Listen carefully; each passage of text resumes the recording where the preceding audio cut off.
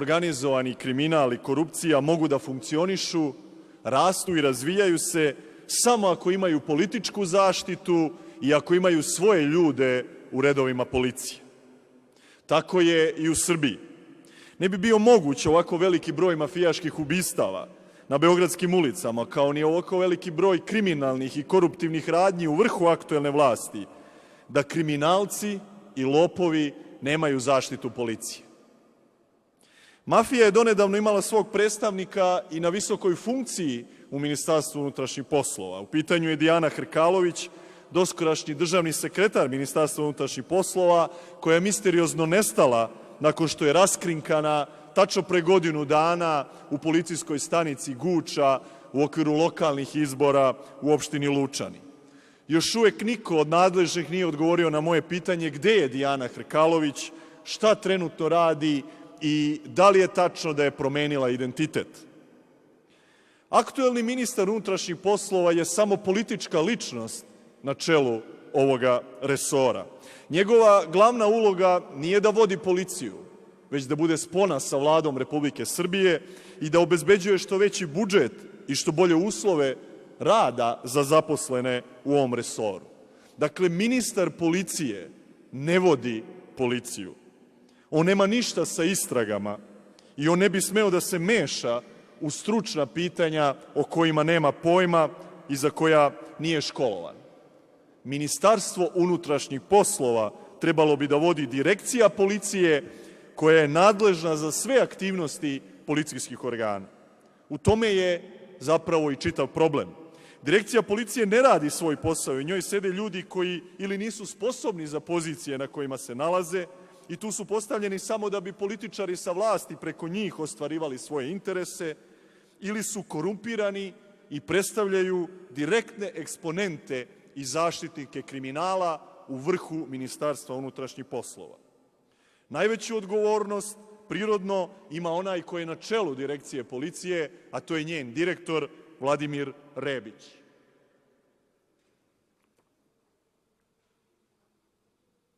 Verovatno mnogi od vas i ne znaju kako izgleda direktor policije Srbije.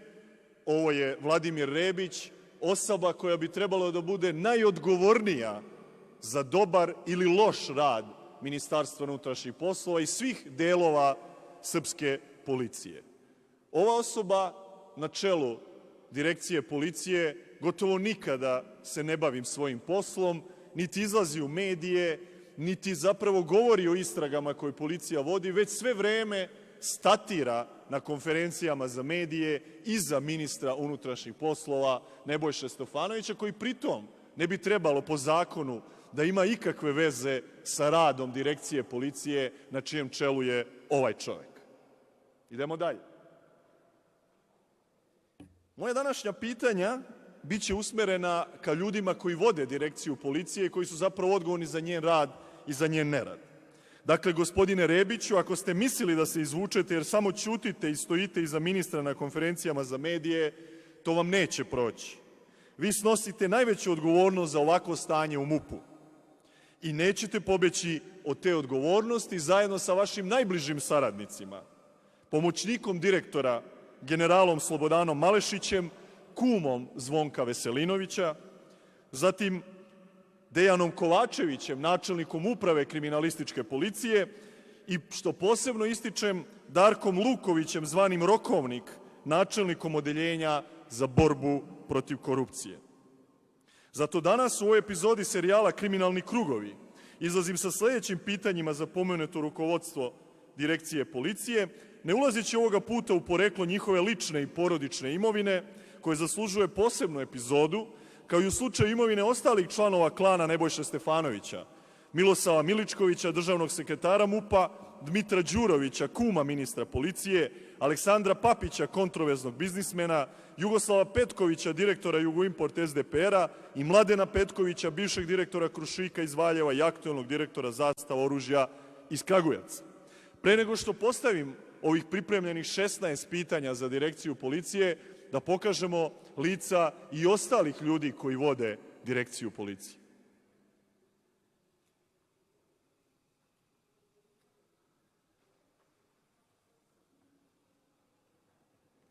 Ovo je general Slobodan Malešić, odnedavno proizveden u generalski čin, verovatno iz jednog jedinog razloga što je dobar drug, što se redovno druži i što se ukumio sa Zvonkom Veselinovićem.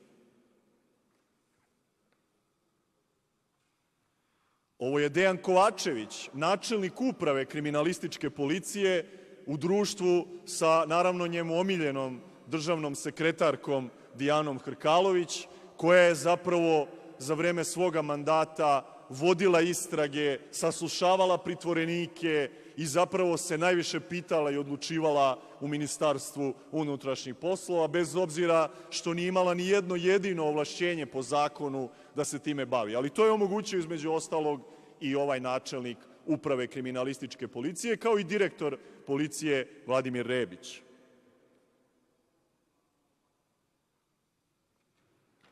Konačno, nisam uopšte siguran, jer nije uopšte lako doći do fotografije ove izuzetno važne ličnosti, ali evo da probamo da pitamo da li je ovo Darko Luković, načelnik jedne od najvažnijih odeljenja u upravi kriminalističke policije, to je odeljenje za borbu protiv korupcije. Dakle, ovo je jedna izuzetno važna ličnost koja spada u krug ovih ličnosti koji ili ne rade svoj posao ili jednostavno su nesposobni i nisu dovoljno stručni da bi se nalazili na ovim pozicijama. Koji je razlog? Da li je taj što štite kriminal u vrhu države ili su nesposobni i nestručni? O tome naravno možemo da diskutujemo.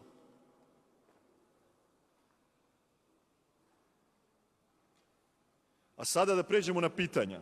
Pod 1.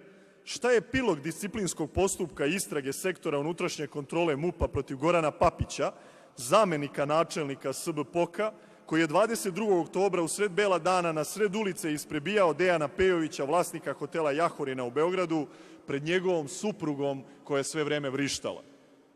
Pod 2. Ko je dao preporuku i potpisao napredovanje Gorana Papića, zvanog Konobar, koji je bez ikakve policijske škole za manje od 4 godine postao zamenik načelnika jedne od najvažnijih službi unutar uprave kriminalističke policije? Pod 3. Zašto krijete diplomu srednje škole i fakulteta Gorana Papića, odnosno da li je za njegovo zaposlenje i napredovanje u službi presudno to što je, prema svedočenju Papićevog oca, kum ministra policije?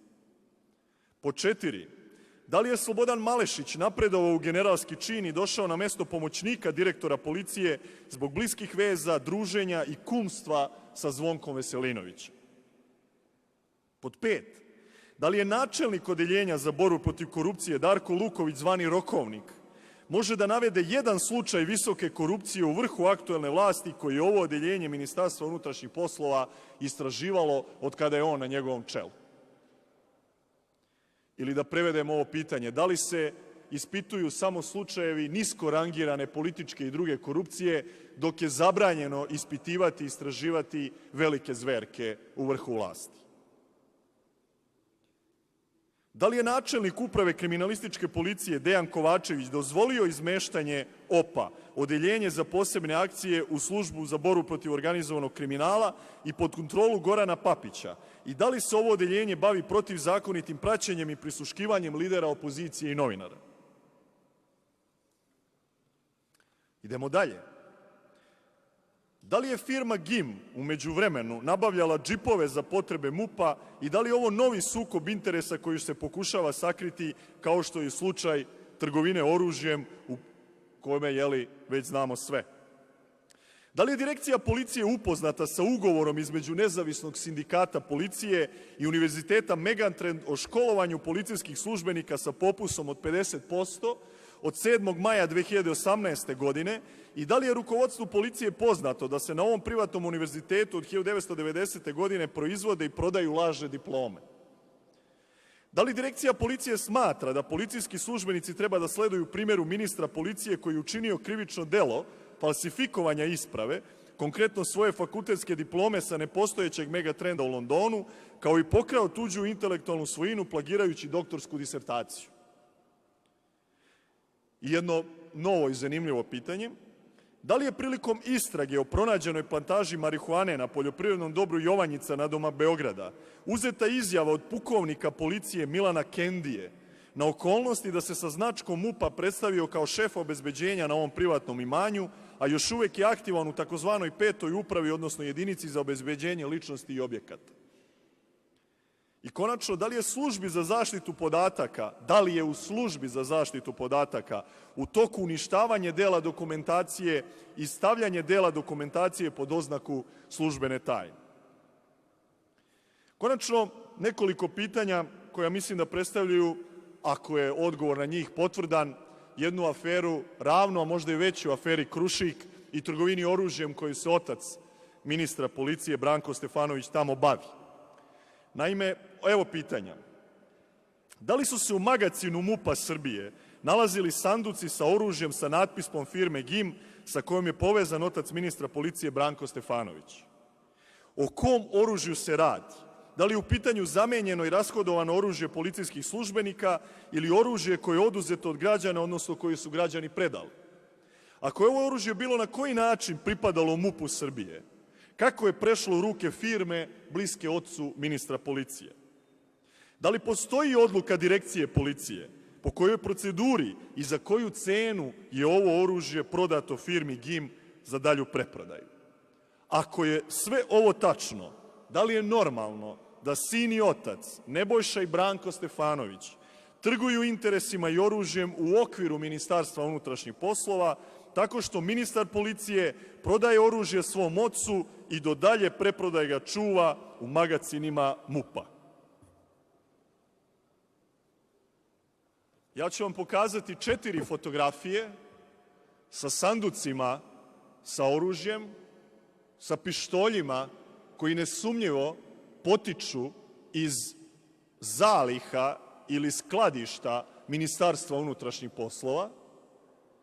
I kao što ste čuli moja pitanja, postavlja se samo pitanje kako su ovi delovi rashodovanog ili zaplenjenog ili od građana predatog oružja završili kao vlasništvo firme GIM, koja, kao što vidite na ovim sanducima, njihove etikete i njihov popis ovoga oružja dalje ovo oružje preprodaje. Dakle, o kakvom se oružju radi? Evo dalje fotografija. Evo ih sanduci, jedan na drugom. Svi sa etiketom, odnosno obeležjem firme GIM. Idemo dalje. Evo kako izgleda čitavo skladište sa velikim brojem ovakvih istih sanduka.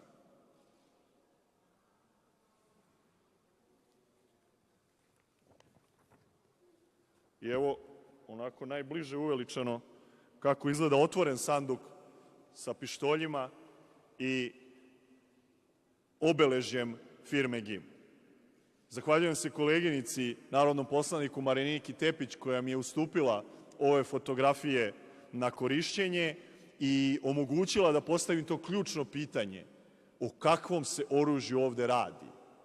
Da li se ovo rashodovano na oružanje Ministarstva unutrašnjih poslova? Da li je ovo zaplenjeno od građana? Da li su ovo građani predali? I kako je ovo oružje koje pripada Ministarstvu unutrašnjih poslova završilo u ovim sanducima firme GIM? Po kojoj proceduri? Po kojoj ceni ako je ovo prodato? Po kom pravilniku Ministarstva unutrašnjih poslova? I kako su to otac i sin počeli da trguju unutar Ministarstva unutrašnjih poslova? I da li je ovo skladište zapravo magacin Ministarstva unutrašnjih poslova na Avali? Da li ove fotografije potiču zapravo iz skladišta, odnosno magacina Ministarstva unutrašnjih poslova na Avali? Dakle, to je pitanje koje, evo, da pokažemo tu fotografiju koja najbolje oslikava to skladište. Dakle, da li ovo skladište oružja sa natpisom firme GIM ima veze sa Ministarstvom unutrašnjih poslova i kakve veze ima? Ako je ovo sve istina, ako ministar policije prodaje oružje koje pripada Ministarstvu unutrašnjih poslova, koje je zaplenjeno od građana ili rashodovano od policijskih službenika svome ocu, odnosno firmi GIM, koja je izuzetno bliska njegovom ocu, koja je u vlasništvu Gorana Todorovića, sa kojim Branko Stefanović osnovao niz zajedničkih firmi za trgovinu oružjem. To znači da oružje u vlasništvu države prelazi u privatne ruke i to direktno od oca ka sinu. Od ministra policije ka njegovom ocu Branku Stefanoviću. Šta još treba da se desi da bi tužilaštvo pokrenulo proces protiv Branka i Nebojše Stefanovića? Koje još dokaze da dostavimo? Koje još fotografije da pokažemo? Koje još dokumenta da se pojave kod nezavisnih istraživačkih novinara? Da bi se probudila Zagorka Dolovac i Mladen Nenadić i pokrenuli postupak i naložili hapšenje Branka i Nebojše Stefanovića.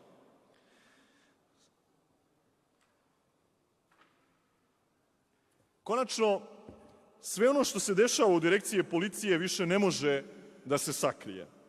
Nedavno je izašla jedna veoma interesantna knjiga koja nosi naslov Oči u oči sa političkom korupcijom autora Siniše Jankovića, penzionisanog kriminalističkog inspektora i člana čuvene radne grupe MUP-a za ispitivanje 24 privatizacije, koju je u svoje vreme formirao Aleksandar Vučić, dok je bio u fazi one marketinške borbe protiv kriminala i korupcije, da bi je posle 2 godine rasformirao i da bi danas zapravo ova vlast ogrezla na vrhuncu u kriminal i korupciju. Priča o ovoj radnoj grupi i još druge spornije priče, kako stoji u podnaslovu ove knjige, priča o tome kako je Srpska napredna stranka od najvećeg borca protiv kriminala i korupcije postala najveći zaštitnik kriminala i korupcije u Srbiji, biće tema neke od sledećih epizoda ovoga serijala. Ovo je, dakle, jedna izuzetno važno lično svedočanstvo čoveka koji se oči u oči susreo sa političkom korupcijom u Srbiji. Ovo je knjiga koju preporučujem svakome ko želi da vidi kako su zaustavljene ključne istrage kriminala i korupcije u vrhu bivše i sadašnje vlasti. Ali o svemu tome više u nekoj od sledećih epizoda ovoga serijala Kriminalni krugovi. Ono što na kraju želim da ponovim, a mislim da je to zapravo lajt motiv svog mog ukupnog bavljenja Ministarstvom unutrašnjih poslova, jeste da ovaj serijal Kriminalni krugovi ima za cilj da očisti Ministarstvo unutrašnjih poslova od kriminalaca i oni koji štite kriminal, a nalaze se na najvišim položajima u direkciji policije. U policiji radi preko 90% vrhunskih profesionalaca koji, kako je to u svoje vreme rekao Ivica Dačić, zbog šljama ne mogu da dođu do izražaja, citiram. Poručujem ovim časnim ljudima u MUP-u da je ovo naša zajednička borba i da ćemo se zajedno boriti, izboriti i pobediti. Hvala vam i izvolite ako ima vaših pitanja.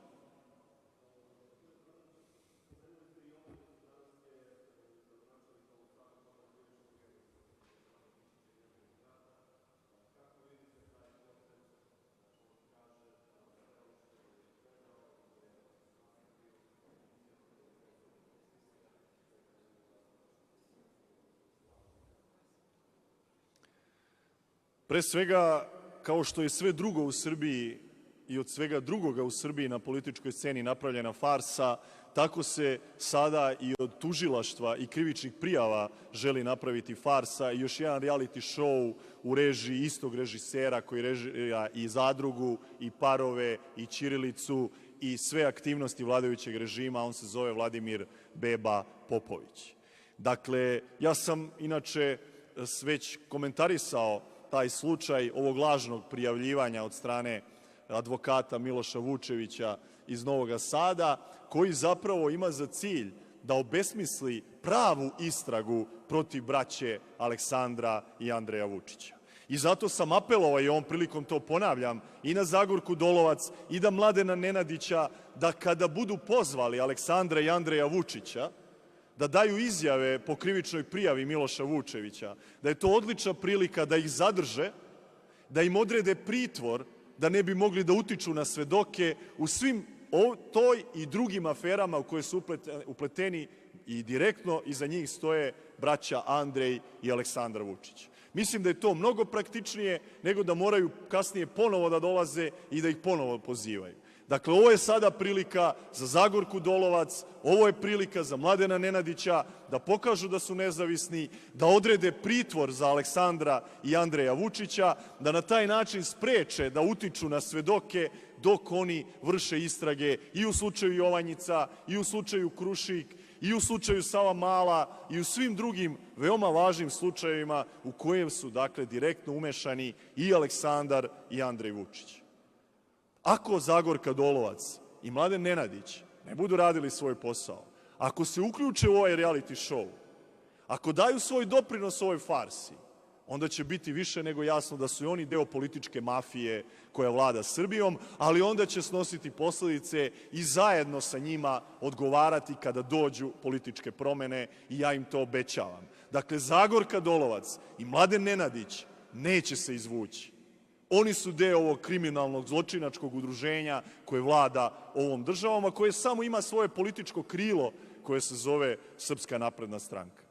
Dakle, ne vlada Srpska napredna stranka državom, već kriminalno udruženje Aleksandra i Andreja Vučića koje stoji iza Srpske napredne stranke i koristi samo političko ime ove političke stranke. I zato je ovo trenutak da vidimo da li imamo nezavisno tužilaštvo, policiju i sudove ili su zapravo svi oni, odnosno njihova rukovodstva, deo političke mafije na čelu sa Aleksandrom i Andrejem Vučićem. Ali će onda deliti i njihovu sudbinu i kada dođu političke promene u Srbiji, svi oni će se naći na optuženičkim klupama kao deo političke mafije koju su štitili od gonjenja, od istraga, od ispitivanja i svega onoga o čemu između ostalog i piše Siniša Janković u knjizi Oči u oči sa političkom korupcijom.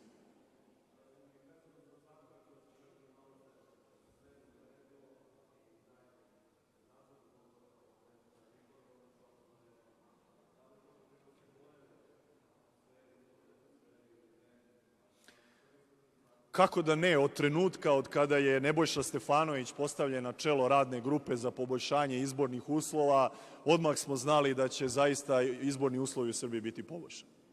Pa dobro ljudi, jer vi verujete u tu farsu i tu praznu priču i to zaluđivanje i te laži i tu propagandu kojom nam ispiraju mozak već 8 godina.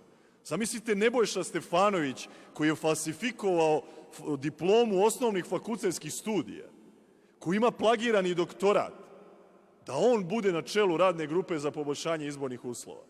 Da njegov zamenik bude Dejan Đurđević koji je direktno učestvovao u izbornoj krađi kao šef Republičke izborne komisije 2016. godine na parlamentarnim izborima. Oni da menjaju nešto u zakonima, oni da formiraju nadzorni odbor Skupštine. Ko će biti na čelu? Možda Maja Gojković? Možda Aleksandar Martinović? Pa čekajte ljudi, pa ja stvarno ne nameravam da budem deo zadruge i parova. Ko hoće da učestvuje na tim izborima? Ko hoće da učestvuje u tom realitiju? Ko veruje Aleksandru Vučiću i Maji Gojković posle 8 godina? Taj po meni ne bih da ga komentarišem. Ne bih da ga komentarišem jer zdrav razum, elementarna inteligencija, elementarno intelektualno i političko poštenje govori da su ovi ljudi kriminalci. Da ovi ljudi lažu sve što kažu. Da ovi ljudi ne umeju da izgovore istinu, da su ovi ljudi umešani u najveće kriminalne i koruptivne afere, da su ovi ljudi zapravo kriminalna družina i oni vam obećavaju poboljšanje izbornih uslova. Pa dajte ljudi, mi imamo posla sa kriminalcima, mi imamo posla sa političkom mafijom. Nije ovo politička borba, pa sad da li ste bolji govornik, da li imate bolji program, da li ste bolji u dijalogu i u polemikama. Znate sa kim mi imamo posla? Mi imamo posla sa mafijom. Mi imamo posla sa ljudima koji ne prezaju da u toku jedne noći pod fantomkama sruše čitavu jednu ulicu u centru Beograda. Mi imamo posla sa ljudima koji crtaju na mete svakome na čelu ko drugačije misli od njih, od Olivera Ivanovića do 10 organizatora protesta širom Srbije, Borka Stefanovića ili svakoga ko se uopšte sebi dozvoli da kaže nešto što je kritika ove vlasti ili da drugačije misli. I to je poenta čitave priče. Nema više rukavica. Moramo da totalno otvorimo, što se kaže, punu priču do kraja. Ovo što mi danas živimo u Srbiji, to nije normalno. Ovde nema normalnih izbora, nema normalnog parlamenta, nema normalnih medija, nema nezavisnih državnih institucija. Ovde nijedna državna institucija ne radi svoj posao. Ovde su sve apsolutno instrumentalizovane od strane jednoga čoveka i stavljene u funkciju vladajućeg režima. Kako se bori sa mafijom? To je moje pitanje za sve one koji danas misle da se protiv ove vlasti može izboriti na izborima ili na ne znam kakvim drugim finim metodama. Dakle, jedini način da se izborimo protiv ove vlasti jeste da izađemo na ulice, jeste da im pokažemo zube, jeste da ispravimo kičmu, da se više ne plašimo, da podignemo svoj glas, da izađemo na ulice i da vaninstitucionalnim metodama borbe, građanskom neposlušnošću i na sve druge načine zapravo se izborimo za elementarne uslove za slobodne i poštene izbore. Oni nam neće dati slobodne i poštene izbore. Mi moramo za to da se izborimo. I to je poenta priče. I sve ovo što se dešava ove nedelje u parlamentu, nekakve izmene i dopune nekakvih zakona, nekakvo formiranje nadzornog odbora, nekakva nova runda pregovora između vlasti i opozicije, pa sve foliranje. I svi znamo da je sve to foliranje. I svi znamo da je sve to laž. I svi znamo da se ništa neće promeniti. Da se na medijima ništa nije promenilo, da je još gore. Da više nema ni jedna politička emisija u kojoj može da gostuje bilo ko iz opozicije. Da 4 godine ni jedan lider opozicije nije gostovao ni na jednoj televiziji sa nacionalnom frekvencijom. O čemu pričamo? O kakvom poboljšanju izbornih uslova? Je se promenilo nešto u pritiscima na zaposlene u javnom sektoru? U njihovoj obavezi da svako prikupi po 20 potpisa za izbore ili će izgubiti posao? Da svako obezbedi koliko desetina ljudi da glasa za Srpsku naprednu stranku ili će izgubiti posao ili nikada neće dobiti posao? Je se to promenilo? Pa naravno da se nije promenilo. I naravno da je sve ovo farsa da bi očima međunarodne zajednice pokazali kako eto oni brinu o poboljšanju izbornih uslova. A do pre mesec ili dva su govorili da su izbori sjajni i da nema ništa da se menja. A onda su ih protesti naterali da makar glume. E tako će ih protesti, demonstracije, građanska neposlušnost, kucanje na vrata institucija, blokade institucija naterati i da zaista omoguće slobodne i poštene izbore. I to vam garantujem. Kako sada moraju da glumataju ovo poboljšanje izbornih uslova, tako će morati zaista i da ih obezbede. Izvolite.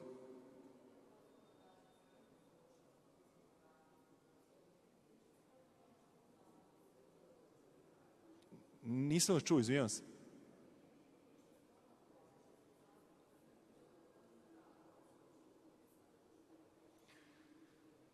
Evo ovako.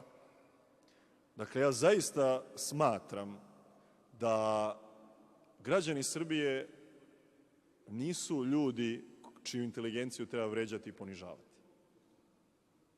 Ako je najveći problem Srbije grupa ljudi koji su iskazali svoj bunt protiv ove nenormalne, izdajničke, kriminalne i lopovske vlasti, time što su zakucali na vrata parlamenta koji je još jedna oteta i zarobljena državna institucija, onda evo ja sam spreman da se povučem, napustim politiku, sklonim, ako ja smetam da Srbija bude srećna, pravedna i demokratska zemlja. Ali to nije slučaj. I nemojte više menjati teze. Ovi ljudi, na čelu sa Aleksandrom Vučićem, svaki dan krše Ustav. Ova vlast krši zakone. Radio-televizija Srbije krši sve medijske zakone, a posebno Zakon o javnom medijskom servisu. Mi branimo Ustav, mi branimo zakone, mi oslobađamo državne institucije od okupacije. To je naša demokratska i građanska obaveza. To je naše demokratsko pravo. Kada imate nedemokratski režim, imate pravo da svim demokratskim, mirnim i nasilnim metodama se borite protiv jedne takve vlasti. Da li u svemu tome i grešimo? Vjerojatno grešimo. Da li možda ja u svemu tome najviše grešim? Pa moguće da ja u svemu tome najviše grešim. I možda je moguće na neki drugi način to bolje uraditi. Ali ono što je sigurno, naš cilj je ispravan. Mi smo ustavobranitelji, mi smo branioci zakona, mi smo borci za slobodu, mi smo borci za demokratiju, mi se borimo protiv jednog nedemokratskog, kriminalnog, lopovskog i izdajničkog režima. Protiv takvog nedemokratskog režima sve demokratske metode borbe su dozvoljene. I apsolutno ne dozvoljavam da se naša borba dovodi u pitanje i da se naše greške, koje vjerojatno i pravimo u određenim našim aktivnostima, čereče, stavljaju na stub srama, ističu na svim naslovnim stranama, napadaju sa svih režimskih medija, a da se ćuti o kriminalu i korupciji u vrhu vlasti.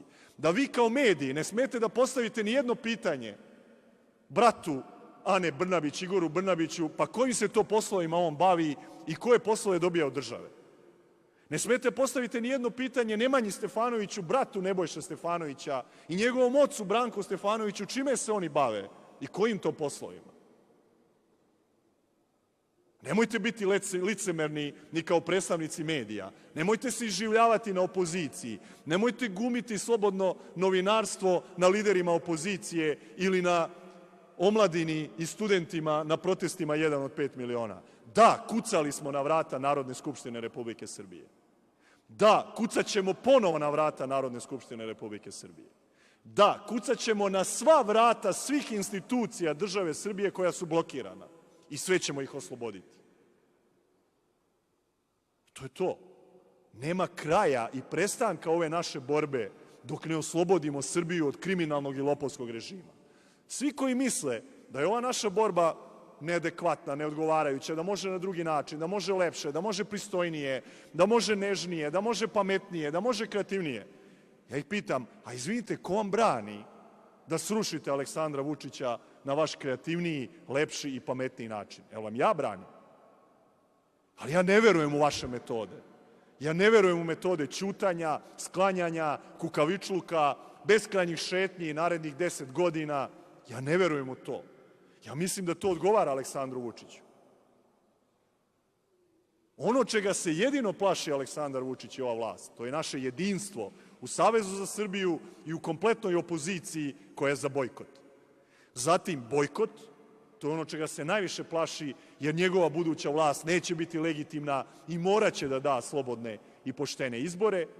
I naravno ulice i blokade državnih institucija, zato što onda zna da će narod i da će brojni ljudi u državnim institucijama preći na stranu naroda. Jer kao što vidite, svakoga dana sve više ljudi iz vrha ove države ne može da gleda kriminal i korupciju u vrhu aktuelne vlasti. Sve više informacija dobijamo, sve više ljudi prelazi na našu stranu, sve više ljudi ne mogu da gledaju i da trpe kako kriminalci, ljudi sa kupljenim diplomama i plagiranim doktoratima vode ovu državu. Dolazi vreme kada će se pobuniti i ljudi u MUP-u, i ljudi u vojsci, i ljudi u drugim državnim institucijama i preći na stranu naroda. Zato nema nazad, zato nema povlačenja, zato nema predaje. Ovu borbu moramo izgurati do kraja. I mnogo je urađeno za ovih godinu dana i posebno je mnogo urađeno u poslednjih nekoliko nedelja kada je dokazan niz krupnih kriminalnih afera u vrhu ove vlasti i oni se od toga ne mogu izvući.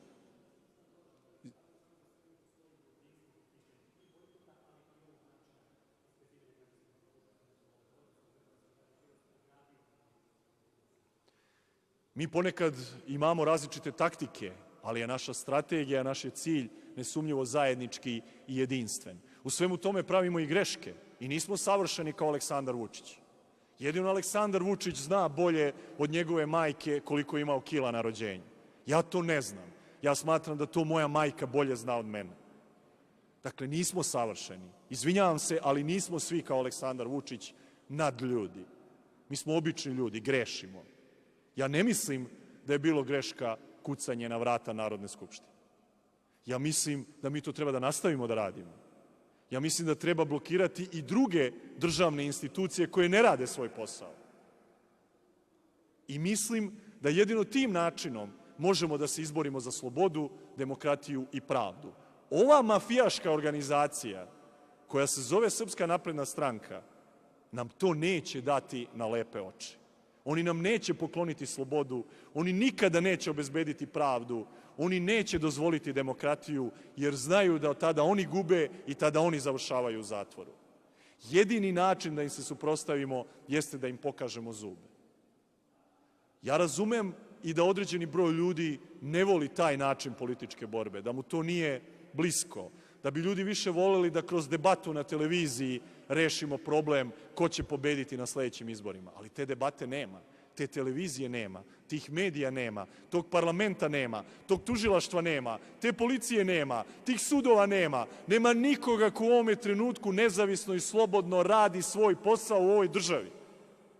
Svi su pod kontrolom aktuelne vlasti i zato moramo da oslobodimo te institucije. Ja mislim da je to krajnje demokratski.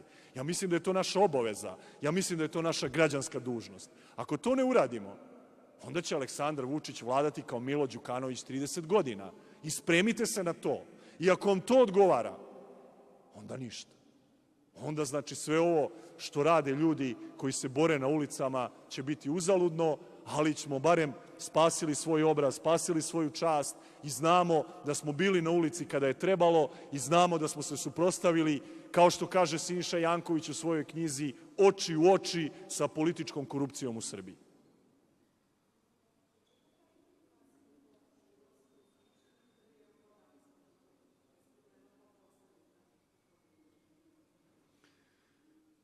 Nije bilo pre svega nikakvog nasilja ispred Doma Narodne skupštine u subotu uveče. Tu bih želeo posebno da se zahvalim ovim izuzetnim profesionalcima iz službe obezbeđenja Doma Narodne skupštine koji su odigrali jednu veliku i važnu ulogu da zaista nikakvih incidenata to veče i ne bude, ali ono što je bio cilj na koji su i pozvali organizatori protesta sa kamiona iz 1 od 5 miliona jeste da se bukvalno fizički pokuca na vrata Narodne skupštine i pošalje poruka upozorenja da je i ova institucija pod okupacijom, da je oteta i zarobljena i da ćemo je morati osloboditi. To je uostalom bio razlog i onog mog simboličkog kucanja na vrata Narodne skupštine zastavom Srbije, da bih zapravo poslao tu istu poruku koju su želeli organizatori protesta, jer nismo mogli da priđemo bliže i da zaista pokucamo na ta vrata. I to je bilo sve što je se i desilo i što je bilo planirano da se desi te večeri. To ne znači da mi možemo večno da trpimo poniženje i gaženje od strane vladajućeg režima. To ne znači da će građani Srbije do kraja biti trpeljivi dok ih neko krade, laže, izdaje, uzurpira sve institucije ili uništava naše živote. Dakle, u jednom trenutku će ta čaša biti prelivena i zaista će narod posetiti i Narodnu skupštinu, i tužilaštvo, i Radio-televiziju Srbije, i predsedništvo, i Vladu Republike Srbije i sa svima njima porazgovarati o tome kada će da nam vrate otete i zarobljene institucije. I to je naše demokratsko pravo i ja apsolutno smatram da to treba da uradimo. Ako više nema vaših pitanja, hvala svima što ste i danas bili sa nama.